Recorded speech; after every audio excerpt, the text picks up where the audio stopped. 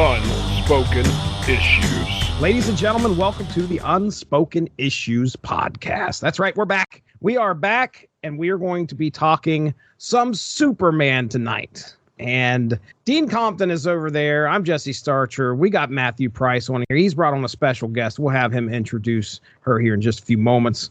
So, Matt, you picked this one, huh? All right. Well, yeah, I think I did. I think we were talking about, we had done Panic in the Sky, and then we'd done some other work on different directions. And I thought, well, another really good Superman story from this era that I remembered liking but hadn't read in a while was Time and Again. So I think that was the pitch. Yeah, man. I'd never read this when it came out, so I didn't know what we were getting into. But as soon as I started seeing the first page, I immediately was like, oh, we're going to have some time travel in this thing. And I was down immediately. I was kind of kicking myself that I've never read this before because I always dig a time travel story. Well, the good news is, though, that if you actually learn how to time travel, you can time travel back and read it before you read it. So it's like you will have always read it. Could you imagine? That's crazy. That's just unbelievable. I can imagine you would waste time travel like that. I won't disagree. All right. So, Matt, you brought on a special guest. Could you please introduce who you brought on today? I did. We've got with us Rachel Price, Speeding Bullet employee, weekend manager, comic buyer, and also my oldest kid. So she's been involved with the comic book store for a long time, working here for quite a while as well. I don't know, Rachel, what else would you like to say about yourself to the fine listeners? Tell us all about yourself. Well, I love comic books. I wish I had more knowledge about it, just because I feel like I am surrounded by people who constantly know more than me. Oh. But what I lack in, like, content knowledge, I think I make up for in industry knowledge. And so I come at it more from how does this work as a product, which in any other industry I would hate. But in this industry, I feel like it adds a splash of fun into it almost, of like, how did this goofy thing sell? You know, why did they choose to make it this campy? What were the decisions made in making this available to the public? Mm-hmm. So we're getting ready to get into the adventures of Superman. We got Superman on the docket for tonight. This is early 90s Superman. So, Rachel, I was asking you earlier before we got on here, as far as Superman goes, it doesn't sound like you picked up too many 90s Supermen to read, right? This is like the first 90s Superman that I've read. Well, I mean... Not from being around the house. No, not from being around the house. You got to understand, Jesse doesn't understand that anyone would read anything that wasn't a 90s comic, in particular Cyberforce. Oh, yeah, right. The idea that he is obsessed with the idea that, like, Cyberforce is the only thing worth reading, and we have to convince him to do anything else. So right. I mean, I thought for sure that's the first thing you were going to say is like the Cyberforce Mini was the first comic that you had in your hands. The Death of Superman's just not laying around there. The trade of Death of Superman's not just laying around there for you to pick up or anything like that. I mean, it is everywhere. It doesn't seem that weird. That's fair. Yeah. Well, Dean, it's Time and Again. Were you picking this up off the shelves? No, this is like right as I'm starting to really get into comics. When did this come out? Like early 92, late 91? This is March 91 cover date. So I'm still getting the Marvel cards. And in fact, like, I knew the DC guys, but it's really weird how people formulate opinions, right? Like, I'm in 6th grade and I'm buying Marvel cards. And since there's no DC cards this time, I'm like, DC, that shit's for kids. I need the mature stuff. I get Marvel cards. I like Marvel. I like the Punisher. Like, he shoots people. Who does Superman shoot? Nobody.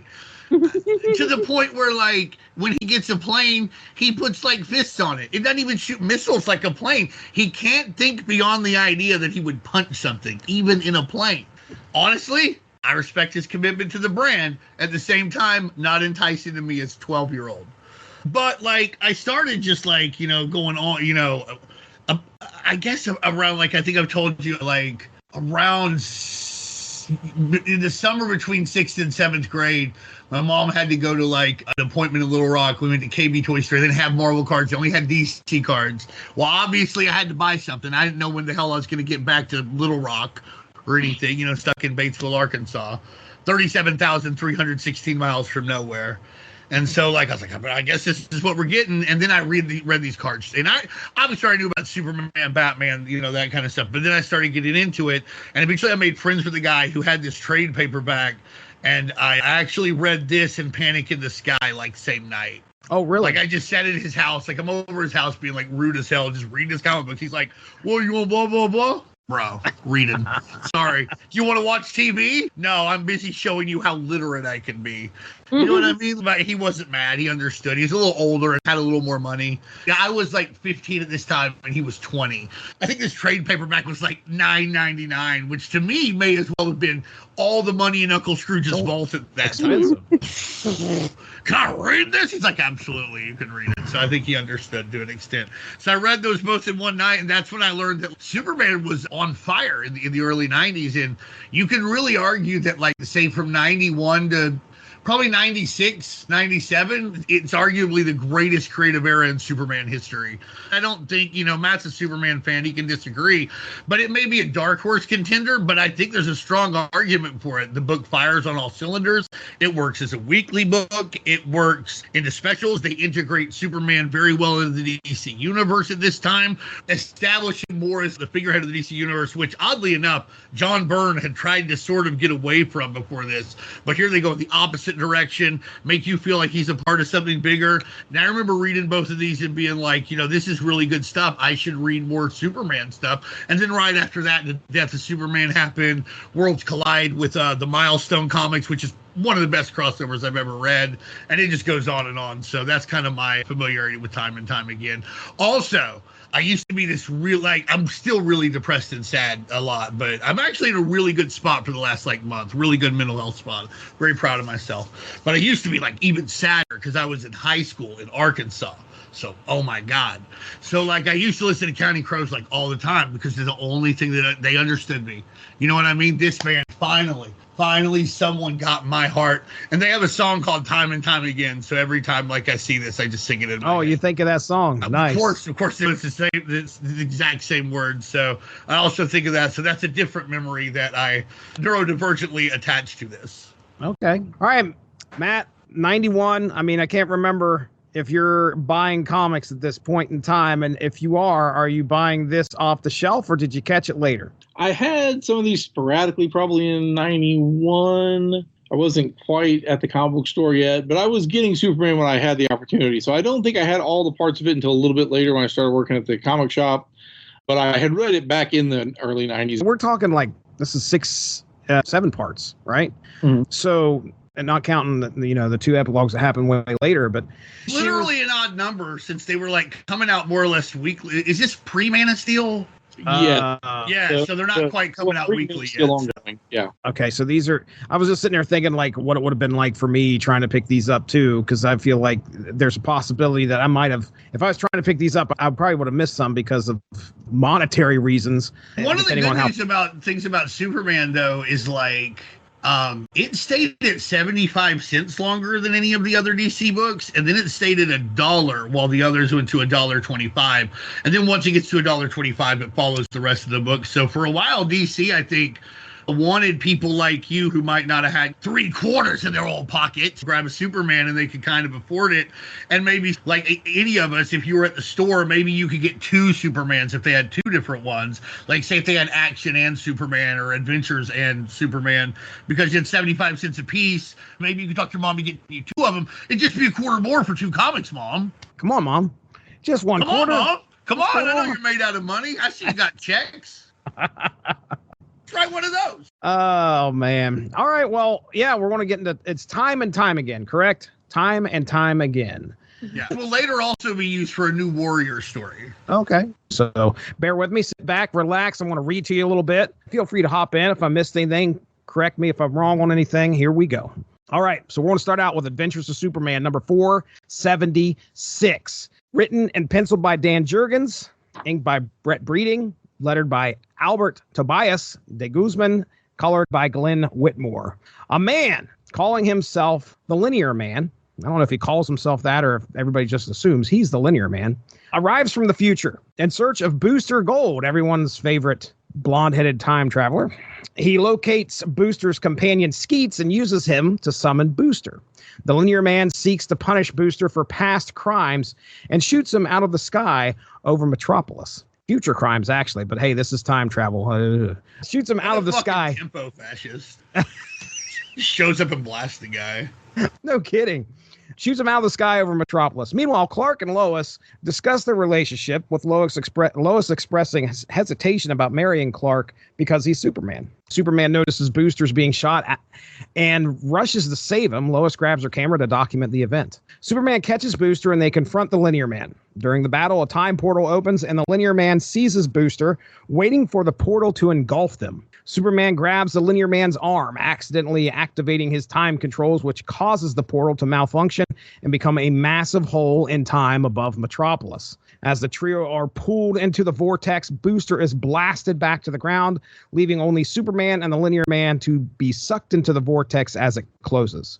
Superman awakens amidst a large fire and believes he may be in the 25th century. His first instinct is to help the citizens extinguish a fire. In doing so, he encounters 3 members of the Legion of Superheroes: Saturn Girl, Cosmic Boy, and Lightning Lad. Favorite superhero team after Cyberforce, right, Jesse? Oh, man. Number 1, Cyberforce. Number 2, Legion of Superheroes. I can do the Cyberforce thing all you want, but I cannot do Legion of Superheroes. Because I'm woefully ignorant. You know what, though? If the Legion fans find out that you said anything bad about the Legion, they are going to show up at your house, right? Yeah, that's what I've heard. You've told me stories. I remember hearing stories about that. Go ahead. I think I probably exaggerated a little. Oh, They are rabid. He's worried they're going to show up at his house now.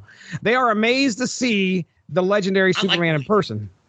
Superman realizes he is actually in the 30th century, and as the issue concludes, he asks the Legion members about his fate. Okay, and then we get into the next issue, which is Action Comics 663.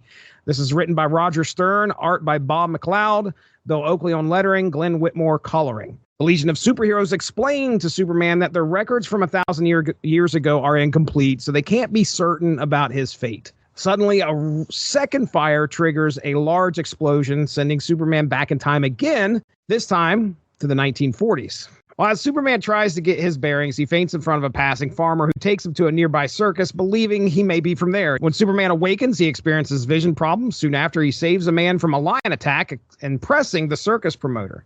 Learning he is in 1943, Superman accepts... It would impress anybody, right? Like, well, yeah. It's like, oh my God, look at this guy. I mean, like... If you grab a lion and put him in a cage, you're the king of America now.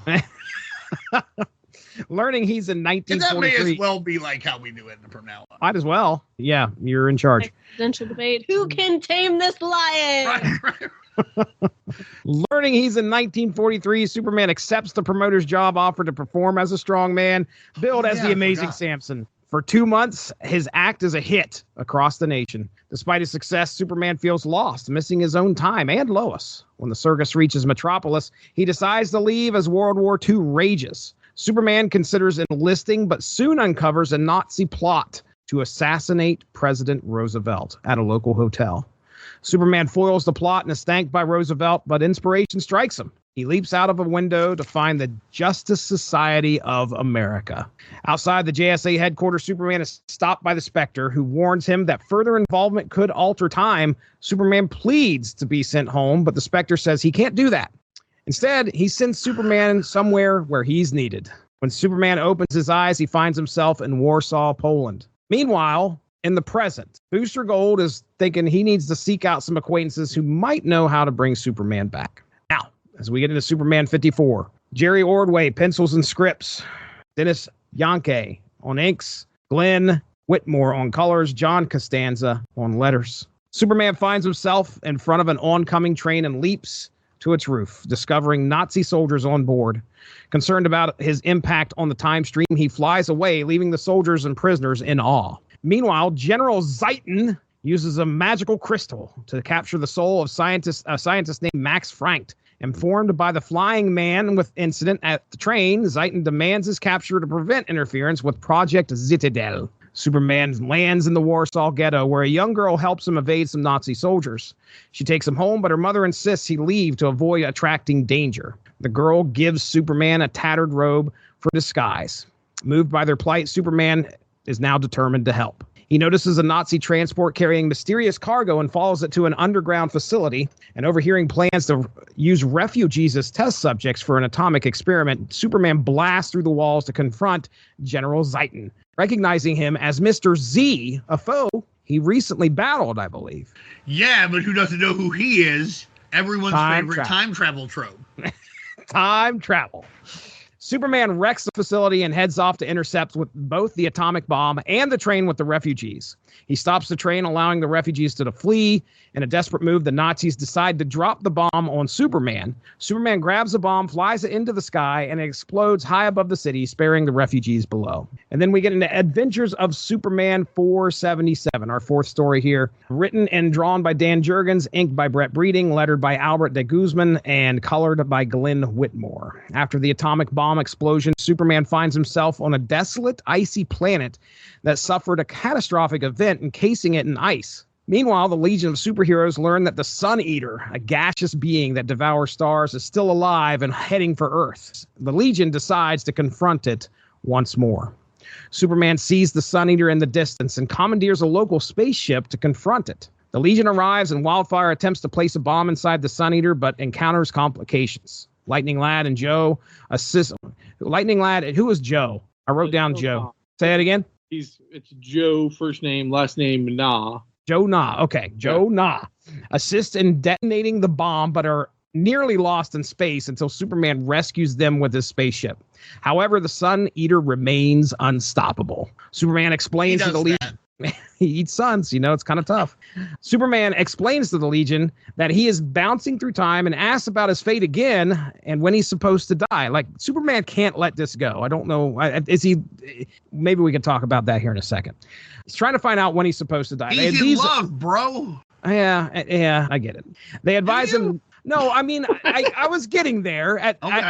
My assumption is now that he's probably worried about his wife, and of course she's has a hesitation of marrying him, and I assume because of the danger and the fact, so he's like, I gotta know when I'm supposed to die. So he wants to know if he ever makes it back, if he ever gets to see her again. Like he's supposed to have been dead. Okay, now see, I didn't get that. I'm glad you guys explained that. Like, he's like, did I make it back? What else happens? When did I, because like if they're like, oh yeah, you died in the year 3117. He's like, okay, I made it back. I whatever happens between me and Lois, we made it work. We made it work, or we didn't, but there's some finality instead. And they're right not to tell him, because like honestly, they wouldn't know at that point. They said that with a man like you, it's hard to tell myth from reality. Exactly. So they're right not to tell him anything, even though he keeps asking. Okay. Well, they advise him not to seek this knowledge. Superman agrees and joins their effort to stop the Sun Eater. They devise a plan to distract the Sun Eater's defenses while Wildfire and Shrinking Violet attack its nucleus. Shrinking Violet sets Wildfire's suit to absorb the nucleus, and Superman rushes in to rescue her from the resulting implosion. After the plan succeeds, the Legion scans the area but discover that Superman has disappeared once again. The Linear Man, who's been tracking Superman's time jumps, contemplates how to fix the situation and try to return Superman to his own time in 1991. However, after this latest event, he has lost track of Superman's whereabouts in time. All right, there you go, folks. That is the first 4 issues of the story, time and time again. We have, there's an interesting thing, and maybe you guys could shed more light on this, or maybe it's just like, hey, we just did this to kind of differentiate things. Superman's costume changes, and they mention that, that's something that comes up. They talk about how, your costume has changed a little bit. That's why you're wearing darker colors. It's like chronal molecule shit. Okay, are you making stuff up? No, they say something about it in one of the books. Okay, I'm just making sure. I missed it. Then. Like, I remember something, they explained it, right? Chronos says it. Oh, okay. Yeah, I thought it just got dirty. Right, listen. Traveling through time, stuff's not going to stay clean. There's no laundromat. He's been through 6 explosions. You have to assume some debris. Yeah. I guess that tends to happen. I don't know. Okay, all right. I accidentally washed a candy bar once, and that was pretty terrible. You washed it? I left it in my jeans, and I put it in the washer. It looked great. Probably slightly worse than a chronal explosion. Right, exactly. Basically, I know exactly how Superman feels. It made it to the dryer with it in there? No. We figured it out before then. Boy, that would have been a mess, dude. That would have ruined a lot of laundry. All right, well, okay. Then let's bat this one around. The Spectre and Superman meet again. Now, I should say, when did we cover the Spectre and Superman meeting the first time? That happens after this, right? Yeah, that's happened in the 90s.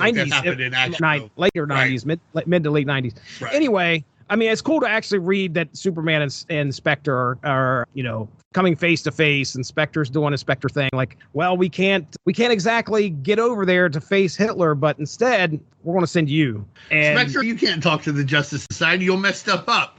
You're not supposed to be here. Here, let me send you this other thing. It's fine. It's fine. You were always supposed to be here. Yeah. You were always supposed to be in Warsaw. And hey, great. He freed a bunch of Jewish people that, obviously those stupid Nazis were going to kill. And everybody knows I hate Nazis, just unabashedly. So I love watching Nazis get theirs, especially when Superman gives it to them. But kudos to them too, though, because that's canonical. Like Dr. Fate changed his helmet, and the Golden Age has happened where he went from that full Naboo helmet to the half one, and he didn't have as much magical power, but he could still fly and hit stuff because so it was cool of them to play on that, he's not the normal Dr. Fate. Because if he was, he'd have confronted him too, maybe even before the Spectre, because Dr. Fate's a meddler. I have a Nazi note. Kind of a dicey move to put Superman in World War II and have him do minimal things to stop current Nazi torture camps, but I understand the direction they were trying to go. It's hard to keep it lighthearted and fun while talking about that kind of thing. So, kind of the vagueness and the abstractness of, a nuclear war, is better for a comic book than we're gonna try and draw all the horrible things that happened. Yeah. So Yeah, very long, I guess, too. He's like, I rescue these people. I've got to stop this bomb, and then he's thrown out of there. He doesn't have time to think about, I know where some bad things are happening. There's also the Spectre's already you can't change things. So theoretically, Superman would end the war in 18 seconds, right? Destroy everything, free all the concentration camps. And I guess that would mess up time. I don't know. We'll talk about the fascists that run time in a little bit. But I know in real time, they're just chrono-fascists. They're we control it. Who's in charge of you? Who elected you? You're an unelected extra-temporal body of people with superpowers who can look at anybody at any time and go anywhere at any time to change anything that they're this is the right thing to happen. Who decided you could do this? This seems like something that needs to be opened up to a multi-universal chronal electorate, and I refuse to back off on this. All right. But I also think, in real time with the Superman Nazi thing, an editorial decision was made then not to have him fight Nazis, go to World War II for the most part. Did a little bit earlier on, but then there was some back and forth, and I think the armed forces were don't do it because he'd end the war, and it's stupid, but that would be bad for morale somehow. Have him sell war bonds instead. Which leads to the Spear of Destiny, and then they have the canonical reason why that happened. Okay. So I think it's cool that also it kind of ties into that real world. We're not going to have those stories like that because we can't realistically tell that. I didn't stop Captain Marvel. He just went hit Hitler, and Daredevil hit Hitler, and Captain America did, but they made a different decision. It's weird to think about it because Superman was only 2 years old, but he was already an international phenomenon by the time the United States got involved in World War II. Because that would have been late 41, and he would have had 2 years. He's already on freaking radio and stuff. Right. Yeah, it's Superman's struggling. Number one, Matt, you kind of hit it right on the head there, where he's got to do all this stuff. Of course, he is also thinking about, I can't really screw up time. That's one thing that he keeps kind of going to, is he's afraid of messing something up. It seems like he doesn't want to mess things up too much anyway. The other thing, my last note, and I'll bat it to you guys here, starring Bibbo's butt crack. I just saw that it was a sitcom, it's Metropolis at night. So I loved the second installment here. That was probably my favorite part of the whole thing, because I loved the Samson side plot. I feel like that was perfect. He was too disoriented to be Superman, so he was just I'll lift up an elephant for a few months. Right. Make some money. It's good work if you can get it. Especially in the 40s. Circuses are big. I would have liked a little, maybe, this is kind of anti-Superman, but it would be kind of a Lois and Clark thing to do if he was flirting a little bit with an aerialist or something, and then he was oh no, Lois. Yeah, I think this is where he starts talking about vision problems. Mhm. And he just, fainted at the right here as soon as he shows up. So, yeah, I like how he's going around and doing that stuff. I mean, that one lady, I guess she was the aerialist, right? She threw herself at him. So it wasn't for lack of trying on her part that we didn't get that pathos. Right. Let's see. As I already said, love the Samson side plot. I think it's so much fun that Superman is canonically a circus performer. And then up to installment 4, where the heck is Linear Man? I was expecting Linear Man to be a much bigger part of the story, but like for the first 3 issues, it's like he shows up in issue 1 and he's like, I'm gonna hit Superman because I know time, but I apparently don't know that that's a bad idea. One of my cardinal arguments is like, who the fuck are these people and why the fuck are they in charge of all time? Right. Yeah, so he shows up and he's like, I'm gonna take Booster Gold, and Superman's like, I'm not so sure about that. And then the fact that he doesn't immediately back off tells me, oh, okay, so he's an idiot. Hey, man, you're mad at this. Yeah. And then he's like, oops. He just is like, oops. Like, that made me laugh. I wasn't sure where he was supposed to be when he was in issue 4, when he was looking at Superman. Like, where is he observing from? Maybe it's got to be Vanishing Point. Yeah. Did I cover that in the epilogue? Yeah, Vanishing Point is like where the Linear Men hang out. It's like this weird time outside of time and bubble outside of reality where they sit and make decisions to impact every single one of us without consulting any single one of us. Mm-hmm. Pieces of crap. The space adventure with the Sun Eater was very fun. Love the New Age heroes. And then I think if I were to rank my favorite issues, it'd probably be number 2, number 5, number 1, and everything else. Okay. All right. I mean, it's kind of a throwback, I believe, to a Golden Age story where Superman poses as a strong man. I think he actually poses as a strong man named Samson. So I like the throwbacks. Okay. But they could do several months of like Superman in the 40s, and I would dig it. I like the stuff they actually did in the 40s. But yeah, I like the Superman in the 40s stuff. I like the Legion stuff. Is the Sun Eater thing, I obviously caught wind of, like, this seems like a big deal that's happened in the... The Sun Eater is like the most dastardly freaking enemy that the Legion ever faced, bro. Yeah, he's been around.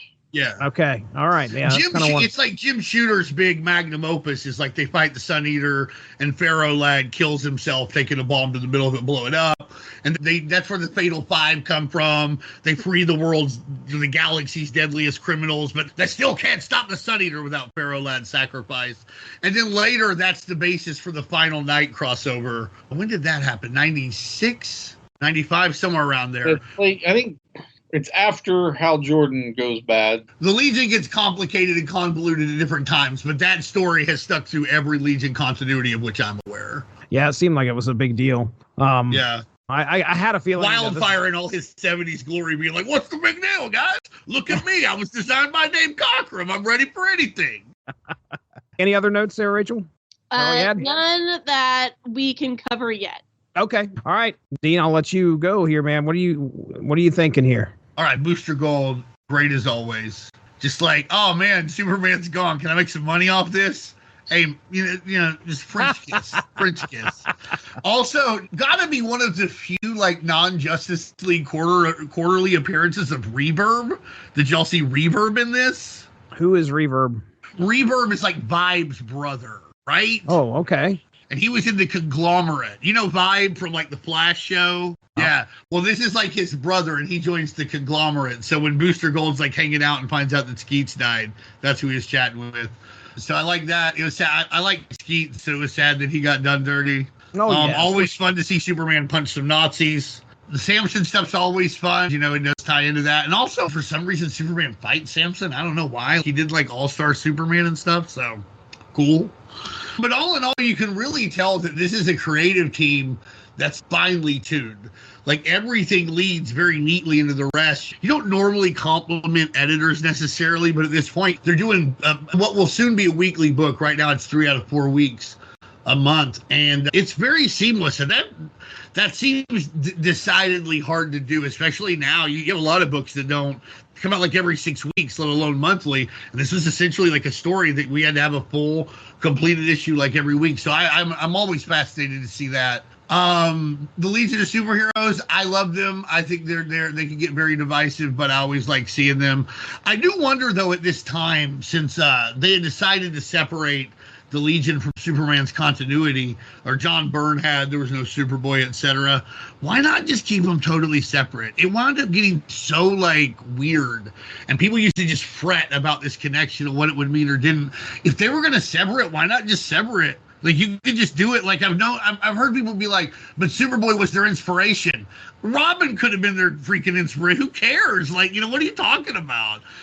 Matt, you're probably the biggest Superman fan on the call, and you probably like the Legion too more than anybody. What do you think about that? Why were they so married to that?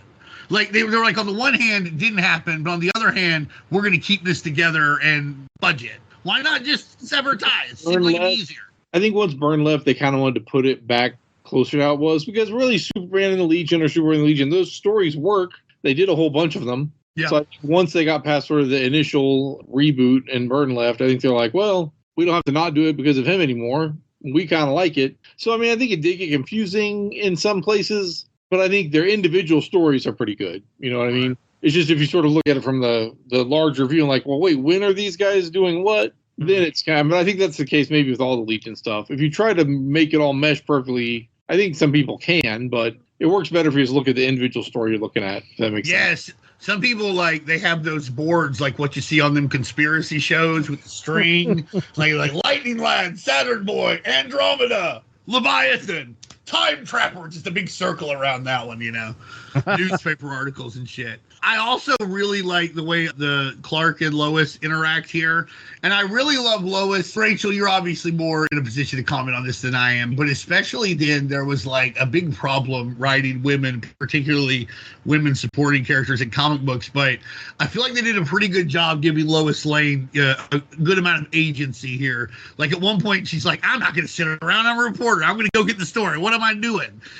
But they also allowed her to feel, and I feel like they kind of got that balance right. And I was wondering about your opinion on that. I made a little bit of a comment to Dad while I was reading about it, and I made the comment, I'm so confused, like mimicking how Lois Lane's dialogue, because that is something that stood out to me as something that she said all the time. She did. Like, the dudes didn't know what was going on either, but they were just like, I'm going to assume this is happening.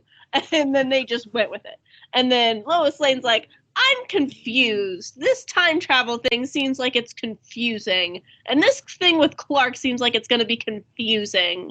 And so, not to dock them points for realism, because that's how any human woman would react. But I feel like that's also, that's kind of the dichotomy of how they viewed female supporting characters as opposed to how heroes were supposed to behave. Because I feel like we get the message that heroes are not supposed to be confused even when very confusing things are happening, which I feel like is, I don't know, it's just something that I noticed. Fair enough. I was interested. Yeah. Well, I mean, Bruce Gold immediately starts doing stuff, but it's stupid. Yeah. Whereas Lois is like, I'm not totally sure what to do, but I'm trying to get this story. I'm going to investigate. They are, she wants to get all of the information before she takes action. And then the other counterparts are taking action before they have all the information. So I think you have a good point, but I think maybe, and to give them credit, which, again, the 90s, maybe they don't deserve all the credit, but I think part of it was, Booster is action without information. Lois is information before action. Right. Well, I also think that, some things like you're saying, Rachel, like saying I'm confused a lot in and of itself, especially in these situations, may not necessarily be a bad thing or a wrong thing, but it is problematic historically how women are portrayed as befuddled by like everything, particularly, back then. So even though you're like, that's the proper action, but when you hear it again and again, it kind of can reinforce a negative stereotype that was that nobody really pushed back against as much as they should have been. And part of it is when you look at Lois of the 90s versus Lois of, say, the 60s or 70s, she's come a long way because she started out really tough in the 30s and 40s, but then as Superman got a little tamer, it's more like, how's Lois going to try to make me marry her today? And they got a lot of mileage out of that. But it's not totally fair to her as a character. So I think this is, the early 90s are starting to push back, but they're probably not quite there yet. I mean, that's my opinion on the writing of Lois Lane. I related to her as a character. I didn't feel like you guys know how, like men writing women, how sometimes that comes off sounding doofish. Oh, and, yeah.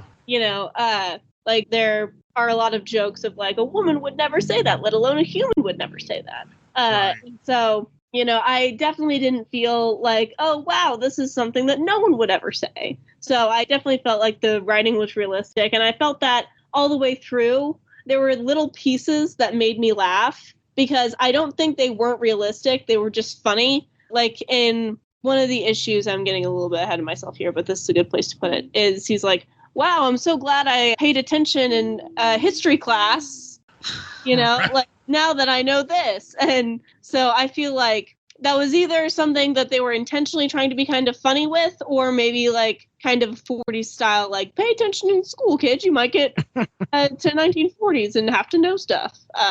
History is important. Mm-hmm. Yeah. I was just kind of scrolling through here. There's one other note that I had, and look, Superman, I respect, wants to stop that train full of prisoners, but like stepping in front of it and causing a horrible like train wreck, I don't see how a whole lot of people are going to be walking away from that. They did, but my goodness, that was dangerous. What a risk. Yeah, well, they were headed for a goddamn concentration camp, so I reckon. Okay, so I guess it's worth it. You're right. He probably should have been more careful. But at the end of the day, I think most people who are on the trains, concentration camps, would have greatly preferred a train wreck that they had the chance to get away from, as opposed to the horrendous fate that awaited them in what was, undoubtedly one of the worst crimes against humanity we've ever seen.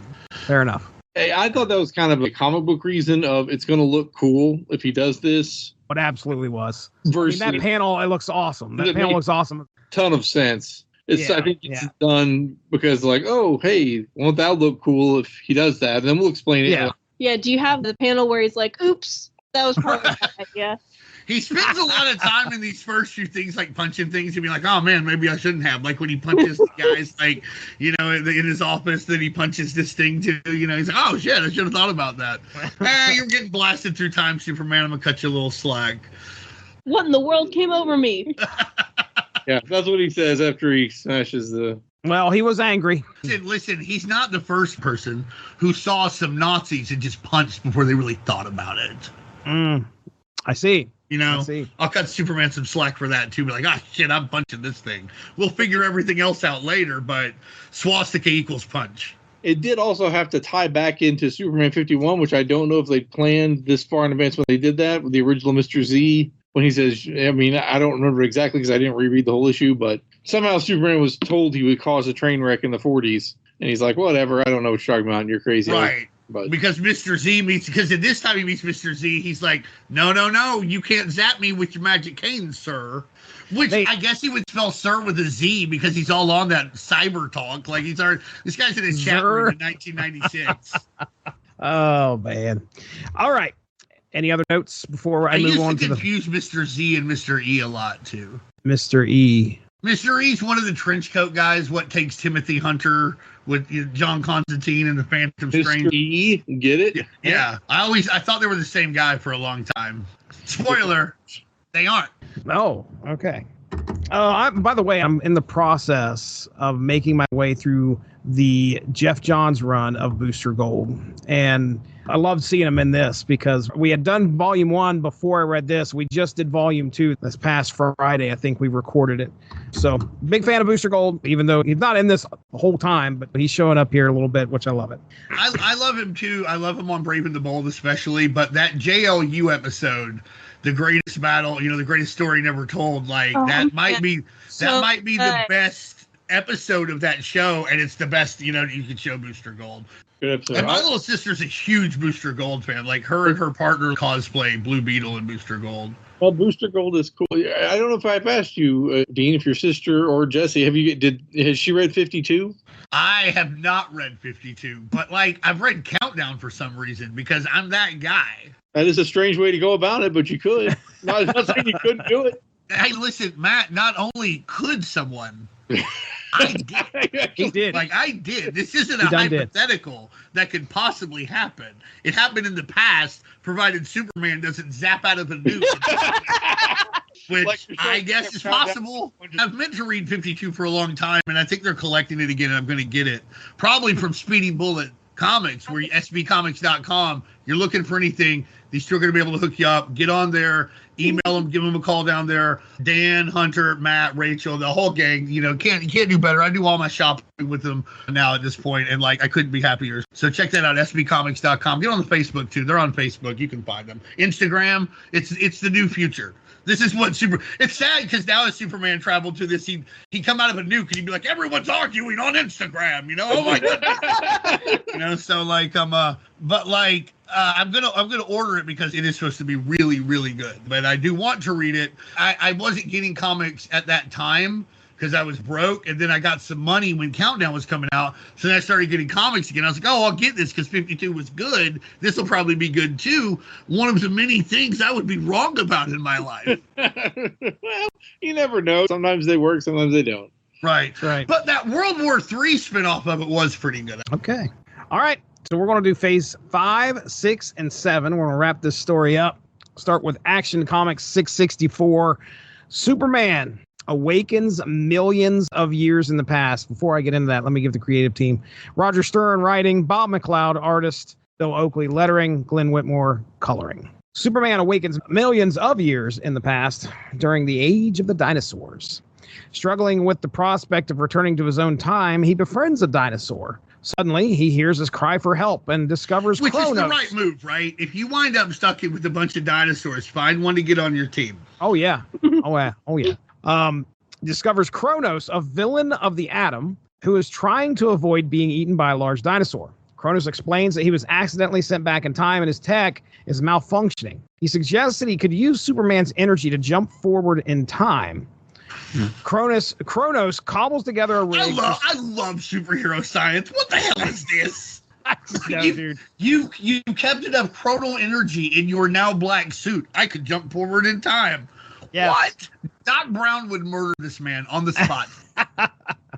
Kronos cobbles together a rig for Superman to wear, intending to use Superman as a power source for his own escape, planning to leave Superman behind. Realizing Kronos' betrayal, Superman destroys the rig, causing a large explosion that propels him into the future, leaving Kronos stranded in the past. You idiot. How lucky Superman. for the useless linear man. That's true. Superman finds himself in the snout of a woolly mammoth, finally putting it together that large explosions trigger his time jumps. Determined to return to his own time. So this is about the first time that he's figured it out that one can't happen. And then he's like, oh, wait a second. Keep in mind, he ain't the detective. Batman is. That's why when he saw the dead guy, he's like, oh, I guess this cyborg killed him. He didn't know. Superman saw a dead body and was like, oh, there's a guy here, must have killed him. And now here he is. He's like, oh, it takes 8 explosions to figure it out. Batman, the Punisher would have figured it out in half an explosion. At least, to be fair, the Punisher's business is explosion. Oh, yeah. Good point. Determined to return to his own time, he searches for something that could give him a chance to jump forward again. And he recalls that he is actually in a time period of Earth when an ancient alien civilization actually resided there. Heading to their location, he finds they're in the process of their mass exodus. Superman positions himself under a spaceship's liftoff blast, hoping it will trigger another jump. How lucky was he that you apparently learned in the DC universe about the time this civilization space jumped? Yes, because if he would have been just a little bit later, I don't know how well things would have went. I don't know why he didn't just fly around the Earth backwards till he got to where he wanted to go, did on the movie. Oh, well, that's a good question. His plan works, and Superman finds himself in a forest outside of the kingdom of Camelot. That's right. We head into Superman 55. Jerry Ordway, artist and writer. Glenn Whitmore on colors. John Costanza on letters. Camelot is under siege by Morgane Le Fay and her Hellspawn soldiers, igniting a massive battle. The soldiers of Camelot seek Merlin's aid. Merlin summons his half-brother Etrigan the Demon. Etrigan joins the fray, turning the tide in Camelot's favor. Etrigan engages a powerful champion of LaFay's, using his flame to blast away the champion's armor, revealing Superman underneath. Merlin immediately transports Superman to his study and discovers that Superman is under LaFay's spell. Merlin breaks the spell, equips Superman with a suit of armor of his own, and sends him back into battle against LeFay's demon hordes. Merlin then prepares for Camelot's fall, as apparently he already knows that this is going to happen. Maybe he's a linear man, and he's like, well, it's time for us to die. I guess can't do nothing about it. Bye-bye. Knew it was going to happen. Then prepare Camelot's fall, sending Etrigan to be hosted in the body of one person named Jason Blood. So was this like the secret origin of Etrigan, apparently? Or Not the very origin. secret, but yes. I was going to say the origin. LeFay, wait a second, hold on. As Superman confronts LeFay and her son, Merlin initiates a spell to destroy Camelot. And lo and behold, we have another explosion. LeFay and her son escape, watching as a magical explosion destroys the castle with Superman inside. And then we get to our final tale, Adventures of Superman 478. Title of the story, I haven't been given the title of the other stories, but I like this one. Moon Rocked. Letters by Albert de Guzman. Yeah. Colors by Glenn Whitmore, assistant editor Dan Thorsland, and for some reason they did not credit who wrote this. Jerry Ordway? Jurgens. Dan Jurgens. At this point, it's Stern, Jurgens, and Ordway doing the writing, and I think Simonson comes on. Louise Simonson comes on when Man of Steel starts, because I think she was a big get at the time. And I assume the inking belongs to the same person, which is going to be Brett Breeding. In the 30th century, the evil Dev M battles Laurel Gand of the Legion of Superheroes on the moon. We learn that Dev M was sent to the future from the 20th century by the hero Valor, who also ruled. The Legion struggles to stop Dev M's rampage. This is a future era where Lightning Lad is now a businessman with a family, and I say a family. He's got his wife. Is his wife Saturn Girl? Is that who he married? Okay. And she's expecting. They appear to be space yuppies now. So he's kind of reluctant to kind of step in. Now Superman finds Laurel Gand and realizes he's in the future. They head to a colonized part of the moon, home to 20 million people, where Superman meets the rest of the Legion. Superman explains that explosions trigger his time jumps. Laurel reveals that Dev M is a Daxamite from the 20th century sent to the future by Valor for a lead poisoning cure. So it sounds like this is like a Cable situation or a Nathan Summers situation. Yeah, Mon-El Valor, the original one, like he's a Daxamite and he meets Superboy way back in the day, and they play baseball with petrified trees and giant space meters, which is everyone's dream. I don't care what anyone says. That's what we all want to do deep inside. And like, it turns out that like their stuff's inverted. Like lead protects Superboy from kryptonite, but lead hurts Daxamites, and they need kryptonite to protect them from it. So he winds up poisoned. They put him in the Phantom Zone. He has to stay in there with criminals forever. Eventually, there's a cure. Back in the day, the Legion cured him, and then he came out and he was part of the Legion. And then, like, somehow, I don't know, they make him into Valor, and he's back in the 20th century to answer this Superboy question that didn't really have to be asked in regard to who would inspire the Legion. I don't know where he's at now, but that's more or less how I understand Daxamites and Valor. What do you got, Matt? I feel like that was close enough. It's good. I think they used Daxamites for a lot of things, again, during the John Byrne era when he's like, there are no other Kryptonians. Well, we'll just make them Daxamites, and lead hurts them. Okay. Yeah. Filled in a lot of people with Daxamites, kind of. But I do like Valor is awesome. I was going to say Valor felt bad about this and sent Dev M into the future to try and get him a cure. Is that what happened? Yes, okay. Because Valor is very much like Superboy. They're very Superman, like, very honorable, valorous, pun intended. Yeah. And also, like, Daxamites are stronger than Kryptonians. That is, like, canonically true. Okay. All right. Well, there's a problem because apparently time travel has driven Dev M insane. So that's not good. He's not thinking with a full deck. He didn't have a Lois to focus on to get home. Apparently not. Elsewhere on the moon, Dev M kills some locals at the Sea of Tranquility and discovers Dominators under the ground. Dominator aliens just hanging out down there. So, by the way, I went against my better judgment and I opened up the Legion book that apparently happens after this, and I didn't understand a damn thing that was going on. I don't know. Like reading the Necronomicon.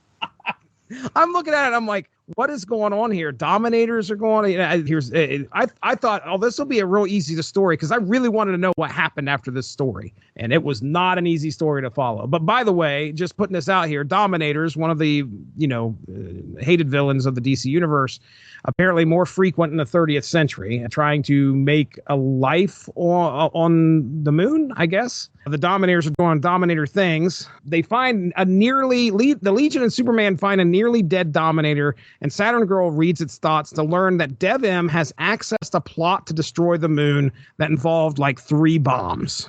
Well, Laurel confronts Dev-M. Triples is safe. Laurel confronts Dev-M, but is overwhelmed by his strength. Superman intervenes, and Dev-M triggers the bomb's countdown. Dev-M seems to have the upper hand until he falls unconscious, a victim of shrinking Violet clawing on the inside of his head.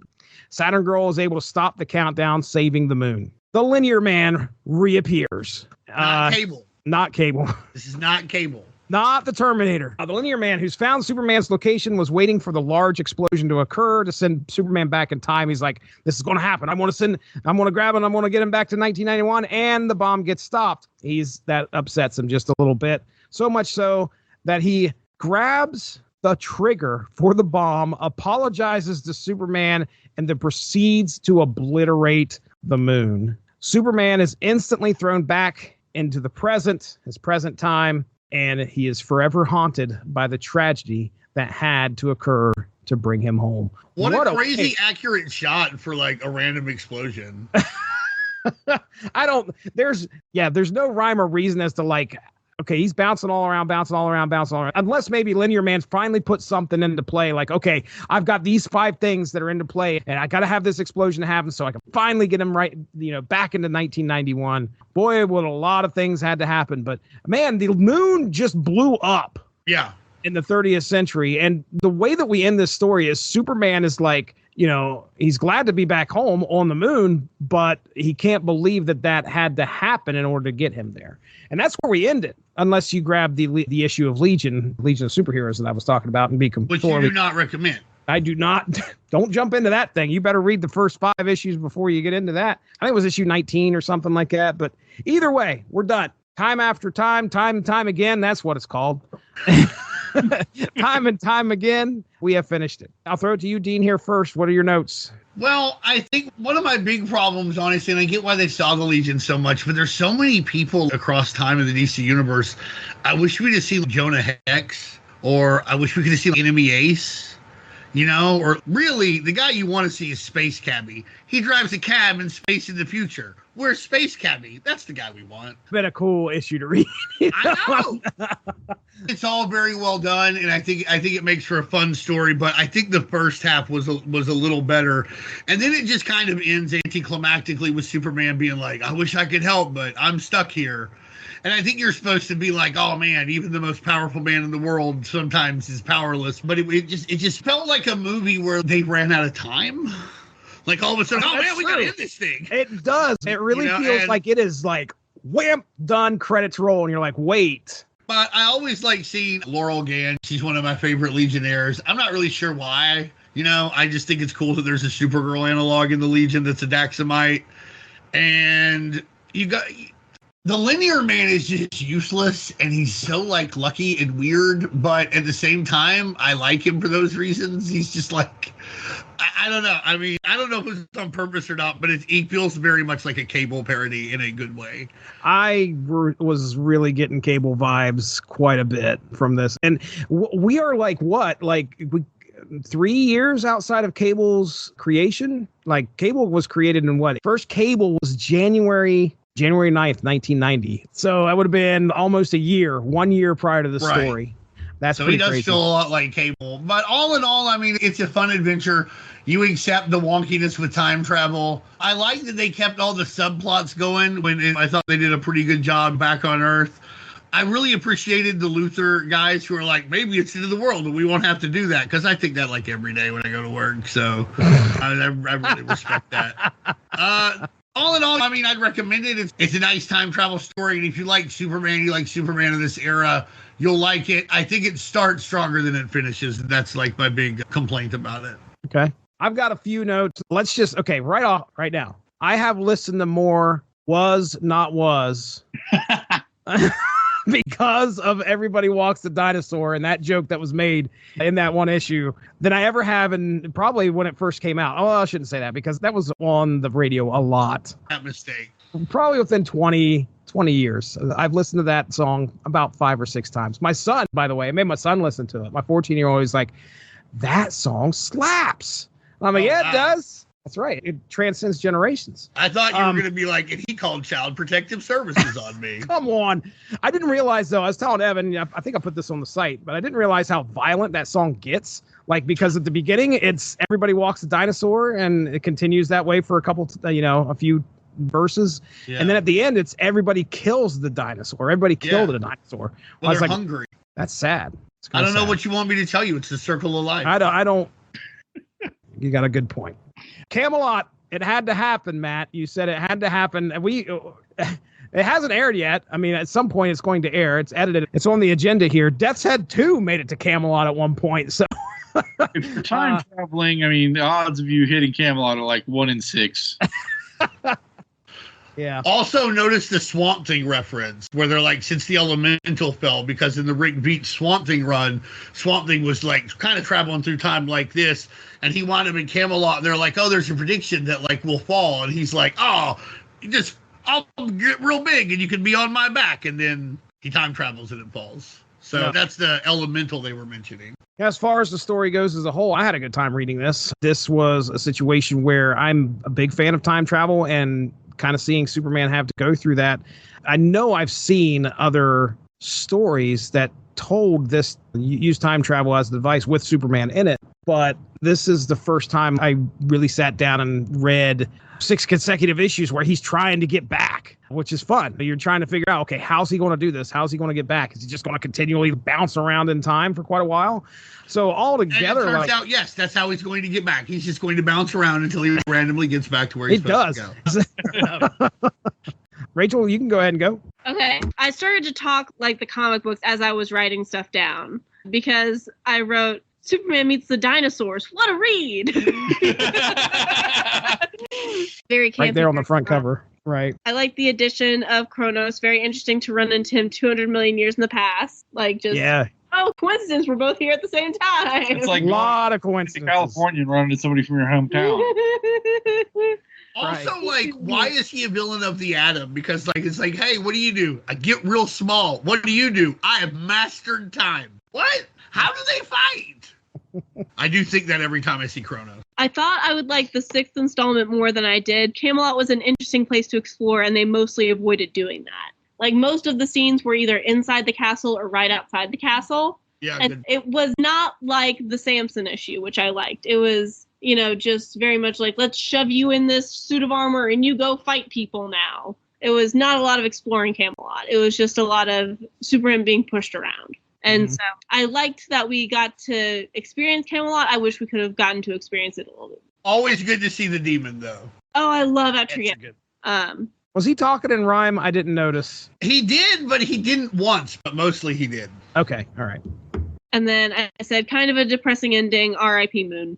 R.I.P. Moon. Like I said, I went and grabbed the Legion of Superheroes number 19 after this because I had to know, like, how in the world are they dealing with this? And there were a lot of characters, a lot of things that I didn't, a lot of things that were in place that expected you to know what the hell was going on. Yeah, it doesn't, it's not a clean, I started to read, I'm like, this is not going to be a clean on-ramp to, like, go back and...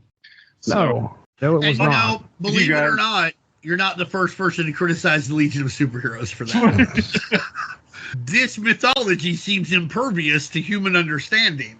But you'd think coming out of a Superman crossover, maybe you'd be like, let's have an issue for the Superman fans, kind of ease them in. But for whatever reason, that didn't happen. It feels like you had a lot more time in the 40s, and that was really meaty, and that was really fun. But then at the end, Camelot was kind of like, well, we got to get to the end of this thing. Yeah. Not issue. Super rushed. But yeah, I thought the Moon stuff was interesting. I agree that it started stronger than it ended. It was like, all right, and we're building and we're building and we're building and we got to end it. We got to end it. We got to go.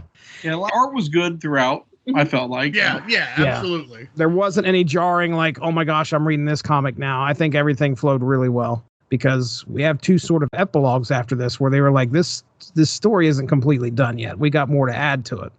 But I don't think you can say anything more about this story other than R.I.P. Moon. That is like the absolute perfect way to epitomize the entire thing. R.I.P. Moon. Do you have any idea the amount of sales if that would have been on the cover? Right? Like, Right? all right. You had a Down good there at the run. bottom. R.I.P. Moon. You had a good run. Put the years underneath. Rachel, you're a genius. Let's make it clear. Rachel's idea. Yes. You're like question mark date through Right, exactly. 3186 or whatever it was. Somebody marks out the whole thing and it's like fake because they're one of those conspiracy theorists. Like, I know there was no moon. They never blew up the moon. But yeah, R.I.P. Moon. Genius. Oh, beautiful. I think for its time, it's very good. Fun time travel story with Superman. Maybe ended a little anticlimactically, even though they did blow up the moon. Yeah. And that's a weird thing to say. I don't think I've ever seen like a planet or satellite or star get blown up and then be like, man, that was anticlimactic. Anticlimactic. You know, usually when heavenly bodies are destroyed, even like fake ones, like when they blow up the Death Star, you're pretty impressed. The one guy that walked out of Star Wars going, right. I wanted more. I thought it'd be bigger. Yeah, there's one guy for sure. oh, My shoot. rating for this were the characters were 5 out of 5 stars. The writing I thought was probably 3 out of 5 stars. Plot probably 3 out of 5 stars. Ending 4 to 5 stars, and overall 4 to 5 stars. Well, I love ratings. All right. There you I go. like it. All right. Well, Superman 61, we're heading into a cover date of November of 1991. And we are going to get I remember reading Armageddon 2001 and being all excited about this new character that we learned about in there. I think it was his first appearance was in that story. And that's Wave Armageddon Rider. 2001 #1, Wave Rider, Matthew Ryder. That's right. So we got Wave Rider showing up here. And here we go. The title of this story is Time and Time Again. Story by Dan Jurgens. Story and art by Dan Jurgens. Brett Breeding signed a really large finished art. John Costanza on lettering and Glenn Whitmore on colors. The Time Wanderer, Wave Rider, travels back to a time shortly after a major implosion at Star Labs where Superman and the Metal Men are assisting in the cleanup of trying to recover a large quantum generator. Amidst the chaos, Wave Rider encounters his younger self. The quantum generator suddenly explodes, and Wave Rider realizes this is the day that his parents died. But time has stopped. A mysterious woman appears and teleports Superman and the quantum generator to a place called Vanishing Point. Wave Rider. Once again, if they decide to interfere with time, it's fine. It's fine. Yeah, right. Wave Rider follows and revives Superman from his frozen state. They meet 3 individuals, the woman Leary Lee, Rip Hunter, and a mysterious hooded figure. These are the Linear Men, guardsmen or guardians of the time stream. They explain that they brought the generator to study its effects on times, intending to return it and let history unfold naturally. Superman is distressed about the lives lost due to these events, but the Linear Men argue that altering history could lead to worse consequences. They criticize Wave Rider for his previous changes to the timeline. Leary confesses to Superman that she actually had tried to compensate for the suffering the Linear Men has caused him by manipulating some moments in his life. As they prepare to send Wave Rider and Superman back, Wave Rider seizes Leary's wrist control device. Back in 1991, he uses it to remove the quantum generator from the time stream, saving his parents and others. Meanwhile, the hooded figure reveals himself at the end to be Matthew Ryder, a version of Wave Rider from a reality where the generator was removed and did not kill his parents. Wow. Matthew seems surprisingly accepting of Wave Rider's actions despite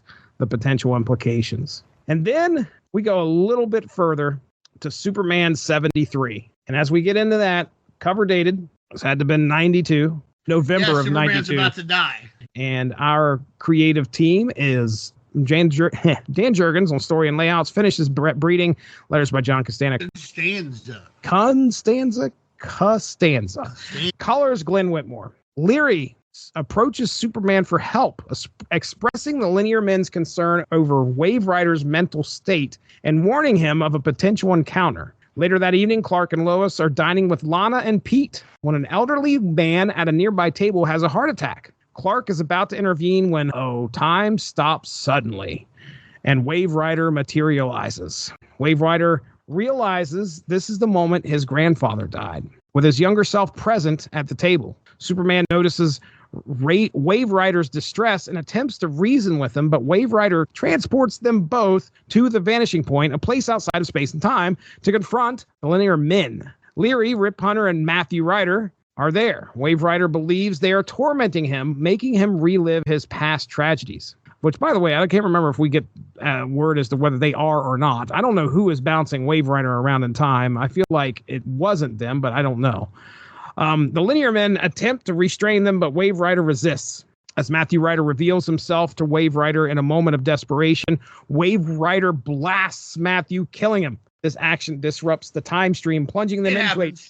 Hey, and then next thing you know, they're in a null sphere. Leary is cradling Matthew's body, screaming at that Wave Rider has killed her husband. Touching Matthew's body, Wave Rider sees their divergent paths. Matthew worked for Lex Luthor, while Wave Rider worked for Monarch. Horrified, Wave Rider realizes Matthew's greater significance to the timeline. He quickly devises a plan, restoring the time energies and freeing them from the null sphere by going back in time to save Matthew before the blast. Playing with fire there, Wave Rider. Wave Rider offers to join the Linear Men, and although Rip is vehemently against it, Matthew accepts. Superman, in the middle of expressing his concern for their power, that's Dean Compton there, expressing his concern for their power. I agree. His return to the restaurant. He contemplates aiding the elderly man, but realizes the doctors have already confirmed his instant death due to a massive heart attack. So there you go. That is Time and Time Again, and Time Riders, spelled Ryders. That's right. That's right, because there's two. So really, I think we're using these two stories as a vehicle to kind of shine some light on the Linear Men and kind of throw them into Superman. I feel like these guys were they're wanting to do something with them. So you guys would probably know more than I would as far as like what the Linear Men were doing. I remember Derry was one that was like, hey man, you need to check out the Linear Men. And I had no idea who, or maybe it was you, Matt. I can't remember. I had no idea who the Linear Men were. So this is actually the first time I've read a story with the Linear Men in it. I didn't realize Rip Hunter was a part of it. I had no idea. But anyway, it felt like this was a vehicle to kind of shine a light on these characters and maybe expand Wave Rider's story a little bit more, because he was, a pretty hot character coming out of Armageddon 2001. But as far as he did get a hologram, and I mean, he's got some pretty cool powers, being able to see time and do whatever he wants in time, which is, he's got this push and mainly this antagonistic relationship with the Linear Men. By the end of this, he's like, okay, yeah, we got two Matthew Riders working on the Linear Men now, which was pretty cool. But other than that, I mean, it's Clark being helpless. It's Superman just being essentially helpless in this situation. And they're just like, okay, we're going to throw you here. We're going to throw you there. You have to just be aware we're out here. And that's it. So, I mean, I had a good time reading it, but it's a neat way to kind of bring the Linear Men back into it. Dean?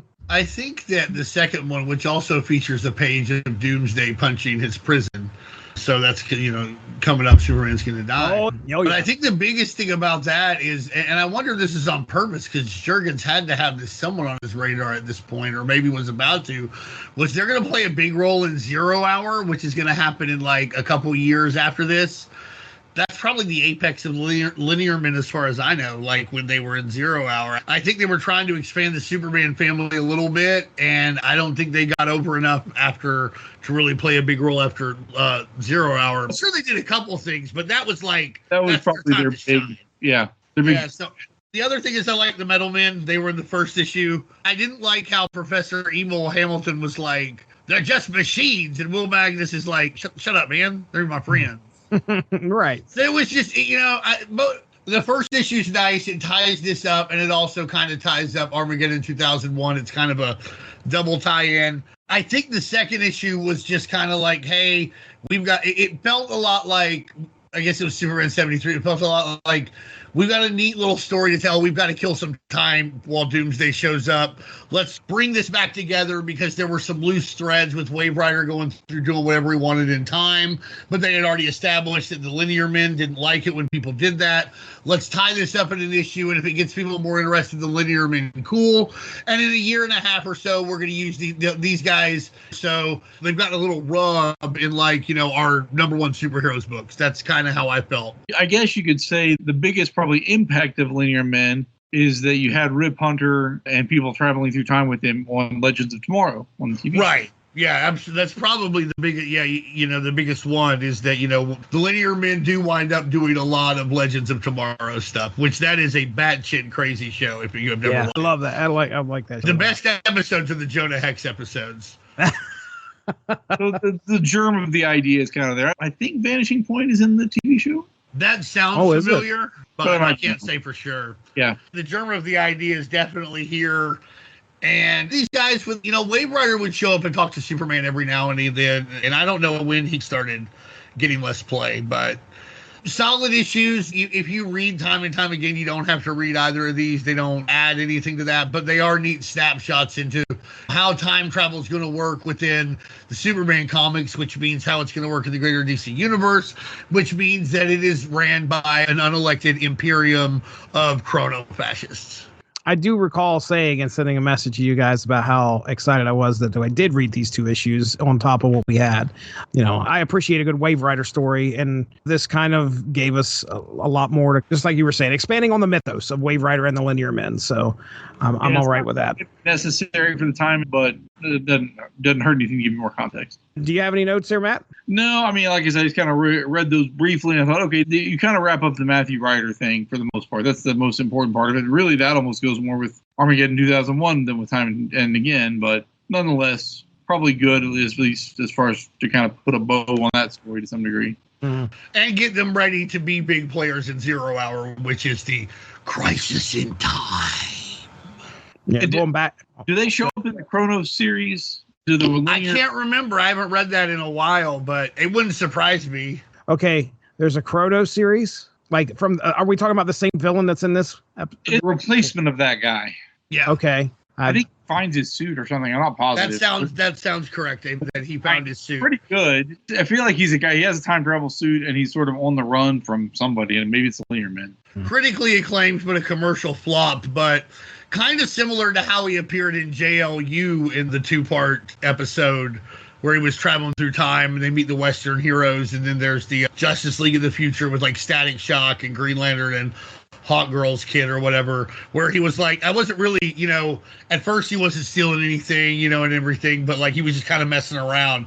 I think this Chronos goes more into that messing around thing. Rachel, it was great having you here. Thank you very much for joining us. Appreciate that. Did you have, I don't know if you have anything to plug. Do you do other podcasts or anything like that I need to be listening to? No, I'm getting my master's degree in social work. All right.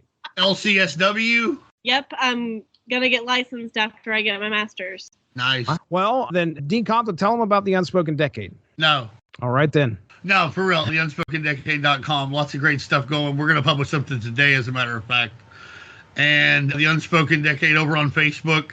We're up to I think 24,000 followers now. So obviously it's very cool. You should probably follow it. And then we're just posting 90s comics and just having a lot of fun. So we're always looking for more people to come and talk with us and who are nice. If you're not nice, don't come. If you don't like, and also there's a lot of people who come and just complain about 90s stuff. Listen, I love this stuff. Don't come here if you don't like this stuff. What are you doing here? Go somewhere where's the stuff you like. I like this stuff. Don't come here if you just want to badmouth this stuff. Oh, man. I'll go ahead and my plugs, and then we're going to send it out with Matthew Price going to hit us up with the website and everything over there for Speeding Bullet Comics. But myself, ladies and gentlemen, you can check out the Source Material Comics podcast where we talk about any era of comics. So that's right here on the Source Material Comics feed. And then we, of course, have the Unspoken Issues podcast where we just discussed a 90s comic, and we do plenty of that. We're at over 100 episodes, so please feel free to check that out. And if you play mobile card games such as Marvel Snap, Dean Compton always in on those conversations. Rachel plays Marvel Snap too. I'm the odd one out. They're playing it. I love it. Anyway, you can check out the podcast where myself and Evan Bevins get together and we discuss Marvel Snap. We'll talk about the previous season, the upcoming season, and all sorts of stuff in between. We have fun top fives. Evan always brings a good top five to the table. Matthew Price, send them out. with some information about Speeding Bullet comics. Oh, okay, great. Yeah, hey, thanks for having me on. You can find us sbcomics.com or speedingbulletcomics.com or Speeding Bullet on eBay, Speeding Bullet on Facebook, Speeding Bullet Comics on Instagram. You can read stuff from me at matthewlprice.com. I got a more rememberable address for my Substack now, nerdage.substack.com. That'll take you to my user page, and you can subscribe from there. I do a couple updates a week there on comics and movies and things like that. I don't know if I have anything else to plug. So, and I work weekends, so if you're in Norman, come down. Come on down, 614 North Porter. Talk to Rachel. She's here most Saturdays and Sundays. All right, fantastic. For Rachel, for Matt, for Dean, I'm Jesse. Thanks for joining us. We'll talk to you soon. Have a good one. Bye-bye. Deuces. Deuce. Thanks for joining us. Unspoken Issues is part of the UnspokenDecade.com, the home for 90s comics, blogs, and podcasts. Unspoken Issues also has a Facebook group you can join if you are interested. Just search the Unspoken Issues podcast and request to join. All of this would not be possible without W2Mnet.com, so make sure to seek them out for more podcasts. If you enjoyed what you heard today, please feel free to share, and we look forward to entertaining you again soon.